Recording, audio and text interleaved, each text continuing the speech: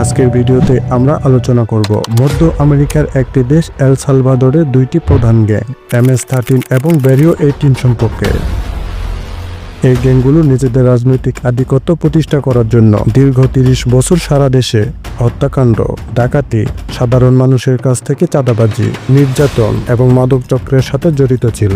ক্ষমতা পাবার আশায় এই গ্যাংগুলির মধ্যে ক্রমাগত সংঘর্ষ লেগেই থাকত, যার ফলে এল সালভাদোরের বিভিন্ন অঞ্চলে যুদ্ধকালীন পরিস্থিতির সৃষ্টি হয়। তাদের উত্থান এবং কার্যকলাপ দেশের সমাজ ও অর্থনীতিতে ভয়ঙ্কর প্রভাব ফেলেছিল, যে দুটি দল সবাইকে আতঙ্কিত করেছিল। এখন তাদের সবাইকে এক জায়গায় বন্দী করে রাখা হয়। বর্তমান তাদের জীবন ব্যবস্থা সম্পর্কে বিস্তারিত জানাবো। তাহলে চলুন ভিডিওটি শুরু করা যাক। আমেরিকা মহাদেশ সাধারণত 3টি ভাগে বিভক্ত। 23টি দেশ মিলে গঠিত উত্তর আমেরিকা, 12টি দেশ মিলে গঠিত দক্ষিণ আমেরিকা। উত্তর ও দক্ষিণ আমেরিকার মধ্যে অবস্থিত মধ্য আমেরিকা এবং মধ্য আমেরিকার সবচেয়ে ছোট্ট এবং ঘনবসতিপূর্ণ দেশ এল সালভাদর। 1524 সালে স্প্যানিশরা এল সালভাদর দখল করে এবং এটি স্পেনের অধীনস্থ হয়। 1821 সালে মধ্য আমেরিকার অন্যান্য দেশগুলোর সঙ্গে স্পেনের কাছ থেকে স্বাধীনতা লাভ করে।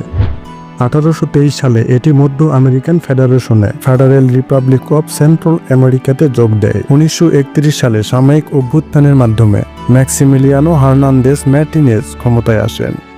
2014 সালে FMLN এর নেতা ও সাবেক গেরিলা কমান্ডার সালভাদর সালসেস শেরেন প্রেসিডেন্ট নির্বাচিত হন।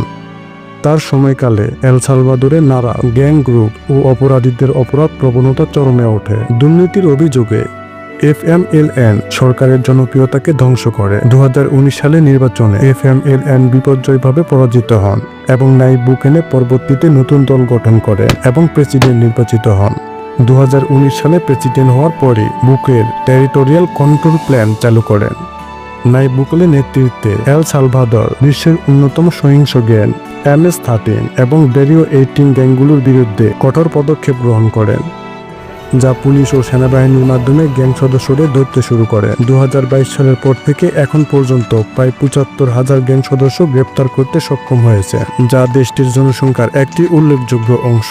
বিশ্বের সবচেয়ে বড় কারাগার 2023 বুকেলে টেরোরিজম কনফাইনমেন্ট সেন্টার গ্যাং সদস্যদের জন্য একটি বিশেষভাবে 80,000 বন্দী ধারণ ক্ষমতা সম্পন্ন কারাগার তৈরি করেন, যার নাম সিকর, যেখানে বিপুল সংখ্যক গ্যাং সদস্যকে বন্দী করা হয়।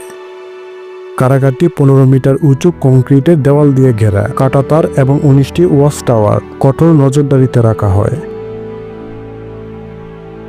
এই কারাগারে 600 সৈন্য ও 250 জন পুলিশ কর্মকর্তা পাহারা দেয়। প্রত্যেক পাহারাদার মুখোশ পরে থাকে, যেন বন্দীরা বাহিরে তাদের পরিবারের কোনো ক্ষতি করতে না পারে। দুই দলকে একসাথে বন্দী করে রাখা হয়েছে। এই গ্যাংগুলো এত পরিমাণে মানুষ খুন করেছে যে তাদের আনুমানিক সংখ্যা নিজেরাও বলতে পারে না। তারা প্রত্যেকেই একটি সাদা ইউনিফর্ম পরে থাকে, টি-শার্ট, সাদা শার্ট এবং স্যান্ডেল। ভেতরে কোনো গদি নেই, লোহার মাচা রয়েছে। তারা সেখানেই ঘুমায়। শীত থেকে রক্ষা পাওয়ার জন্য কম্বলের কোনো ব্যবস্থা নেই। এই লাইট কখনো বন্ধ করা হয় না। দিনের 24 ঘন্টায় এবং সপ্তাহের 7 দিন জ্বলতে থাকে, যাতে করে আসামিরা দিন ও রাতের পার্থক্য বুঝতে না পারে এবং পালানোর কোনো সুযোগ না পায়। প্রতি সপ্তাহে মাত্র 1 ঘন্টা শারীরিক ব্যায়াম করার সুযোগ দেওয়া হয়। তাছাড়া আর কোনো কিছু করার অনুমতি দেওয়া হয় না। কোনো সদস্য যদি খারাপ আচরণ করে, তাহলে তাকে আইসোলেশন ঘরে বা একটি অন্ধঘরে আটকে রাখা হয়। তারা কোন গ্যাংয়ের সদস্য তা তাদের গায়ের ট্যাটু দেখে শনাক্ত করা যায় এবং সঙ্গে সঙ্গে গ্রেপ্তার করা হয়। পুলিশের কাছে গ্যাংয়ের ট্যাটুর বিশেষ ক্যাটালগ রয়েছে, যা দিয়ে তারা সহজেই সদস্যদের শনাক্ত করতে পারে। তাদের শরীরের প্রতিটি ট্যাটুর একটি নির্দিষ্ট অর্থ রয়েছে। মাকড়সা জালের ট্যাটুর অর্থ হচ্ছে আইনের জালে আটকে পড়া এবং দীর্ঘ কারাদণ্ড ভোগ করা। চোখের নিচে ফোঁটার সংখ্যা বোঝায় তারা কতগুলো জীবন কেড়ে নিয়েছে। 3টি ডটের অর্থ হচ্ছে এই লোকটি এতগুলো জীবন কেড়ে নিয়েছে যে তার কোনো হিসাব নেই। তাদের মৃত বিশেষ গ্যাং সদস্য স্মরণে মাথার খুলির ট্যাটু দেখতে পাওয়া যায়।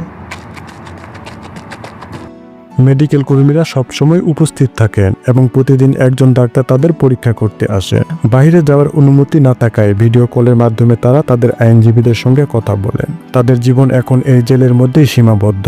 তারা বের হতে পারে না। জেল খোলার পর থেকে এই অপরাধীদেরকে এই সিকট কারাগারেই পাঠানো হয়েছিল। 2019 সালে প্রথমবারের মতো 49% ভোট পেয়ে নির্বাচিত হন এবং দেশটিকে গ্যাংমুক্ত করার পদক্ষেপ গ্রহণ করা এবং গণতান্ত্রিক রাষ্ট্রের নতুন সূচনা করেন। প্রথমবারের মতো জনগণ নিজেদের নিরাপত্তা অনুভব করে, তাই 2024 সালের নির্বাচনে তিনি 85% ভোট পেয়ে জয়লাভ করেন। যে দেশ দশকের পর দশক বিশ্বের অপরাধীর রাজধানী ছিল, সে দেশ বিশ্বের অন্যতম নিরাপদ দেশের পরিণত হয়েছে শুধুমাত্র এই প্রেসিডেন্টের কারণে।